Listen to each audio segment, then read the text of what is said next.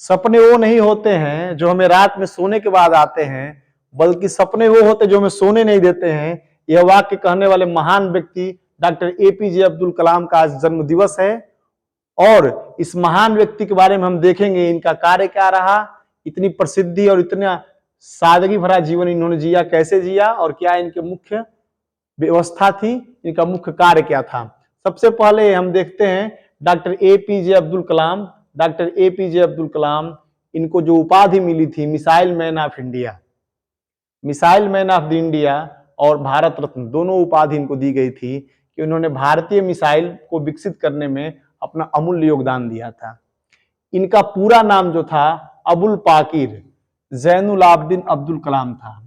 अबुल पाकिर, जिसमें अबुल पाकिर जो नाम है इनके बाबा का नाम है, जैनुल आबदीन इनके पिता का नाम है, इनका खुद का नाम अब्दुल कलाम है। शॉर्ट फॉर्म में हम डॉक्टर अब्दुल कलाम भी कहते हैं। दक्षिण भारत की परंपरा रही है, 3 पीढ़ी का नाम एक साथ लिखा जाता है। फिर आते इनका जन्म कब हुआ, 15 अक्टूबर 1931, रामेश्वरम तमिलनाडु। दक्षिण भारत में रामेश्वरम में, जो तमिलनाडु राज्य में स्थित है, वहां इनका जन्म हुआ था। इनकी शिक्षा जो हुई थी, बीएससी इन्होंने फिजिक्स से किया था, फिर इन्होंने बीटेक एरोस्पेस से किया था। इनकी शिक्षा जो हुई थी बीएससी प्लस बीटेक। इनकी इच्छा क्या थी, पायलट बनने की इच्छा थी और इन्होंने उसकी तैयारी भी की, जिसमें सफल नहीं हुए। इनके जीवन का सबसे टर्निंग पॉइंट क्या था कि ऋषिकेश में स्वामी शिवानंद से इनकी मुलाकात हुई थी। जब डॉक्टर कलाम पायलट की परीक्षा में सफल नहीं हुए थे, डॉक्टर कलाम और शिवानंद में, स्वामी शिवानंद में, उसमें डॉक्टर कलाम नहीं थे, केवल अब्दुल कलाम थे। स्वामी शिवानंद में और डॉक्टर कलाम में काफी वार्ता हुई थी, जिसमें स्वामी शिवानंद ने कहा था, कलाम, नियति तुम्हें पायलट नहीं देखना चाहती है, तुम्हारा लक्ष्य आगे है, तुम आगे बढ़ो, अपने कर्तव्य पथ पे बढ़ते जाओ, नियति तुम्हें कहीं और ले जाना चाहती है। कलाम इनसे प्रभावित होकर के आते हैं, फिर तैयारी में जुटते हैं और इनका चयन सबसे पहले डीआरडीओ में होता है। 300 रुपए मासिक नौकरी पे इन्होंने पहला कार्य अपना डीआरडीओ में शुरू किया, जो रक्षा अनुसंधान एवं प्रशिक्षण परिषद है। डीआरडीओ में प्रारंभ करने के बाद से 18 साल डीआरडीओ में इन्होंने काम किया। डीआरडीओ में काम करने के बाद से इनकी रुचि इसरो में, सैटेलाइट वगैरह में, उपग्रह में विकसित हुई, रुचि इनकी उत्पन्न हुई और ये इसरो में चले गए काम करने के लिए।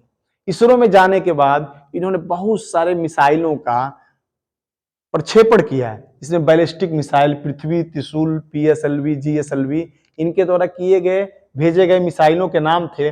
और इसी मिसाइलों के भेजे जाने के कारण इनका नाम missile man of the India कहा गया। ये कहते थे, ये मिसाइल हम किसी से युद्ध करने के लिए नहीं बना रहे हैं, लेकिन भविष्य में वही सुरक्षित रहेगा जिसके पास शक्ति होगी, टेक्नोलॉजी होगी। इस उद्देश्य से इन्होंने बैलिस्टिक मिसाइल, पृथ्वी, त्रिशूल आदि का प्रक्षेपण सफलतापूर्वक किया। पोखरण 2 में नाभिकीय टेस्ट 1998 में इन्होंने किया, जिससे अपना देश परमाणु संपन्न बना, जो काफी चैलेंजेस था, अमेरिका के काफी पाबंदी के बावजूद इन्होंने सफल किया। और इस टेस्ट का नाम था लाफिंग बुद्धा। इस टेस्ट का नाम था लाफिंग बुद्धा, बुद्ध मुस्कुरा दिए, इसका कोड था। और इसमें डॉक्टर कलाम एक मेजर की भूमिका में थे। उसी तरह का ड्रेस पहनकर सारे वैज्ञानिक ये एक्सपेरिमेंट किए थे लाफिंग बुद्धा का, और जब सफल हुआ तो लोगों ने मैसेज दिया, बुद्धा हंस दिए, बुद्ध हंस दिए। उसके बाद से ये राष्ट्रपति चुने गए, 11वें राष्ट्रपति चुने गए। सन 2002 से 2007 तक ये राष्ट्रपति पद पर रहे। ये प्रथम व्यक्ति ऐसे हैं जो गैर राजनीतिक प्रथम व्यक्ति हैं जो राष्ट्रपति बने। माने अभी तक जितने राष्ट्रपति हुए थे 1 से लेकर के 10वें तक, कोई ना कोई न किसी राजनीतिक दल से जुड़ा हुआ था, लेकिन डॉक्टर कलाम ऐसे राष्ट्रपति थे जो पहली बार बिना किसी राजनीति से जुड़े हुए राष्ट्रपति पद पे इनका चयन किया गया। और उसके बाद से, लेकिन एक चीज ध्यान रखने वाली बात है, ये ऐसे व्यक्ति थे जो राष्ट्रपति बनने से पहले भारत पा चुके थे। ये खुद एक आश्चर्य विषय है। आश्चर्य का विषय यह है कि राष्ट्रपति बाद में बने और भारत 1997 में इन्हें मिल चुका था। यानी कि राष्ट्रपति पद पा करके यह गौरवान्वित नहीं हुए, राष्ट्रपति पद इनको पा करके खुद सम्मानित महसूस करने लगा। कुछ व्यक्ति पद से ऊपर होते हैं। उसके बाद इनकी रुचि क्या थी, बच्चों से विशेष लगाव था, वीणा बजाना, ध्यान करना, पुस्तकों को पढ़ना, पुस्तकों को लिखना। इनकी ढेर सारी रुचियों में ये मुख्य रुचियां ये थी। जो पढ़ने के अलावा, एक्सपेरिमेंट करने के अलावा इनकी रुचि थी, एक कुशल वीणा वादक थे। इनके अपने कमरों में बीड़ा बजाते हुए प्रायः सुबह के समय मिल जाते थे। डॉक्टर कलाम की लिखित पुस्तक 25 से 30 पुस्तकों को इन्होंने लिखा है। प्रसिद्ध रूप से 25 पुस्तकें हैं, जिसमें सबसे इनकी आत्मकथा अग्निकुंड, विंग्स ऑफ फायर, हमारे पूर्वज, इग्नाइटेड माइंड्स बियॉन्ड 2020। इसमें से 2 पुस्तक अग्निकुंड, हमारे पूर्वज, ये हर व्यक्ति के पास होना चाहिए, शिक्षक हो, विद्यार्थी हो, इससे काफी सीख मिलती है आगे बढ़ने की, आगे सीखने की, आगे उठने की, हार करके जीतने की इच्छा एक उत्पन्न होती है इन 2 किताबों से। इसको आप घर पे रख सकते हैं, मंगा सकते हैं और किसी को गिफ्ट में जन्मदिन वगैरह पे दे सकते हैं। डॉक्टर कलाम किसी को जन्मदिन में, शादी विवाह में एक ही चीज गिफ्ट देते थे, वो किताब। उसके अलावा कोई गिफ्ट उनके पास नहीं था, ना कोई गिफ्ट वो देते थे। इनका सपना क्या था डॉक्टर कलाम का? इतना परिश्रमी व्यक्ति का सपना क्या था? अपने देश को विकसित बनाना, भारतवर्ष विकसित हो। इनका यही एक सपना था कि भारतवर्ष विकसित हो। और इनका मानवीय पक्ष काफी स्ट्रांग था। ये काफी संवेदनशील व्यक्ति थे, किसी का दुख देखते थे तत्काल अपनी सहायता करते थे, अपनी सामर्थ्य ज्यादा सहायता करते थे। राष्ट्रपति भवन में एक बार एक घोड़ा बीमार पड़ गया और घोड़ा चल नहीं पा रहा था। घोड़े के लिए स्पेशल डॉक्टर को बुला के उन्होंने ट्रीटमेंट करवाया। बच्चों के लिए राष्ट्रपति भवन को खोल दिए और विकलांग बच्चों की जो बैसाखी होती थी पहले 5 से 6 किलो की आती थी, डॉक्टर कलाम और बहुत सारे वैज्ञानिकों की मदद से उसको 500 ग्राम का किया गया, यानी आधा किलो का किया गया। बच्चे काफी कंफर्टेबल लेके उसे चल सकते थे।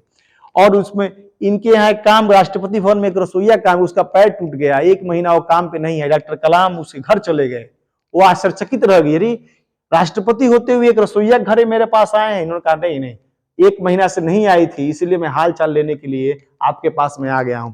डॉक्टर कलाम बहुत ही सादगी पसंद व्यक्तित्व था इनका।